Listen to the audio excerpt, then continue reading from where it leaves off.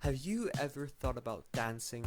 Have you ever imagined a scenario where one day you're at a social gathering or maybe a party with your friends and one of them pulls you and asks if you want to dance with them?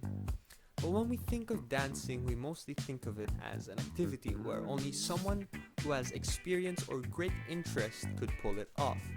It's one of those things where if only you had months or even years of practice, you'd finally be able to dance without looking incredibly awkward. But what if I told you that anyone, whether it would be your siblings, cousins, parents, or even you, anyone can dance? That's right. I'm going to be talking to you about the scaffold ABCD taught to us in our physical education classes. Now, what ABCD stands for basically is anybody can dance. And as the scaffold entails, obviously, as it says, it entails that anybody can dance.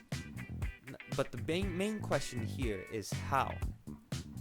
But before we actually get into physically dancing with all the complex dance steps and combinations you can do, you must first follow health and safety protocols.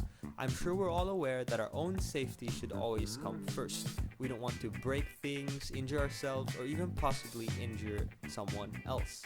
So following health and safety protocols just makes sure that none of these terrible things would happen, such as whether you should warm up or whether you have enough space in your room. If someone else is in the room, making sure you have enough space between them so you don't accidentally hit or injure them. Doing these health and safety protocols just make sure that your experience with dancing does not become a complete disaster. Now that you've gotten the health and safety protocols out of the way, you can actually now focus on the main dancing part of the scaffold. Now, obviously, as what dancing is, you need a song. You need music to dance to the rhythm.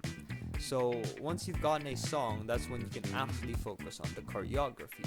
Whether it be provided or a song that you chose, make sure that you have one and you're comfortable with it. Now, after you've gotten a song, the choreography, you must need a basic foundation or a groundwork to base your dance steps upon. For example, in our physical education classes, we were taught the 10 basic jazz steps. And with these 10 basic jazz steps, you can basically use them in different combinations throughout the song. Where, for example, you use a certain combination during the verse and a different combination during the chorus.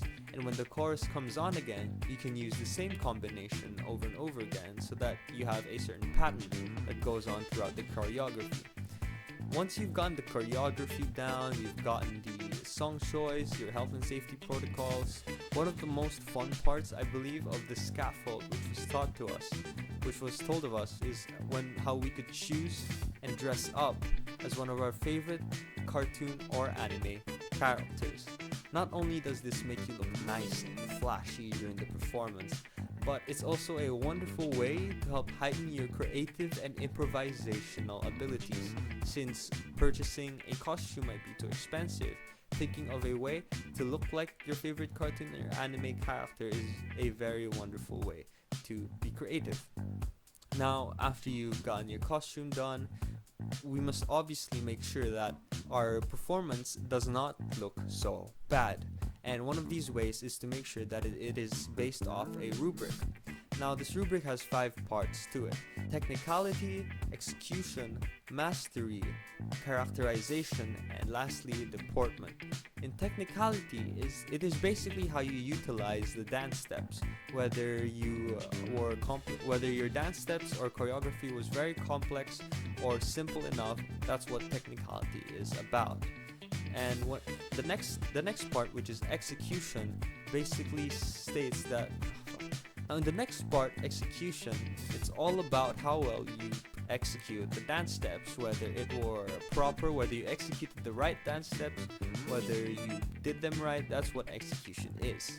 Now, mastery is how well you executed the dance steps. So if you executed the right dance steps, mastery is how well you executed the right dance steps. Whether it were smooth and coordinated or not so coordinated and mediocre, that's what mastery is all about. Now, the next part of the rubric is characterization. Characterization is all about your enthusiasm, your confidence throughout the entire performance. Whether you are big, confident, you were sitting up straight and you were smiling throughout your performance, that's what characterization is all about. And lastly, deportment.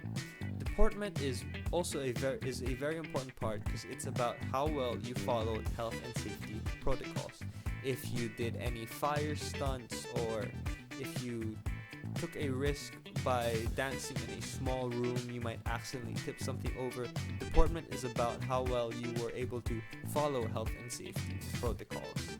Now, after you've done your performance, whether you could rate it yourself, or you could also ask someone else, whether it be your parents or siblings, to rate your performance based on the same rubric as well, to see how well you've performed. Now, after you've done the performance, after everyone's rated your performance, you can stop and think to yourself, you've actually danced.